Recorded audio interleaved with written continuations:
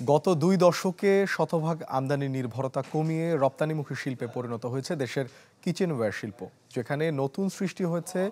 যেখানে সৃষ্টি হয়েছে নতুন কর্মসংস্থান আর বৈদেশিক মুদ্রা আয়ের উৎস।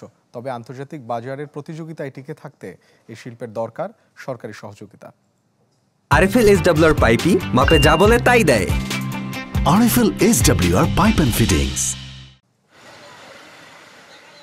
ফার্নেসে অ্যালুমিনিয়াম গলিয়ে দক্ষ শ্রমিক ও যন্ত্রের সাহায্যে রূপ দেয়া হচ্ছে প্রেসার কুকার, রাইস কুকার সহ নানা রকম কিচেনওয়্যারে।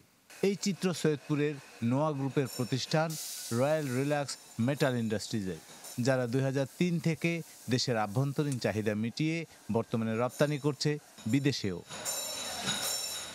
বিপণনের ক্ষেত্রে চ্যালেঞ্জও ছিল খানিকটা। গুণগত মান দিয়ে সে সমস্যা কাটিয়ে উঠেছে প্রতিষ্ঠানটি, যাদের পণ্য এখন শক্ত অবস্থান তৈরি করে নিয়েছে ভারতের মাটিতেও।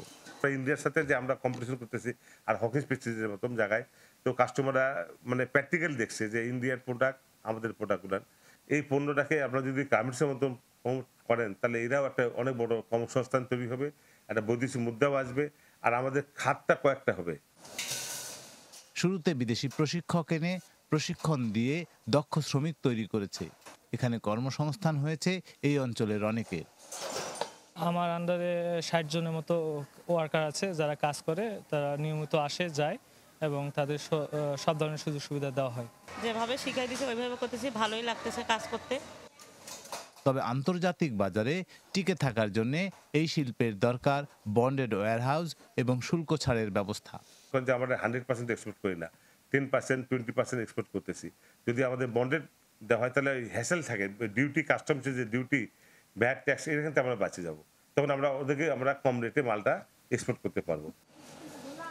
বর্তমানে বাংলাদেশে কিচেনওয়্যারের 10,000 কোটি টাকার বাজার রয়েছে। রায়হান সবুক্তগিন, চ্যানেল 24, নীলফামারী।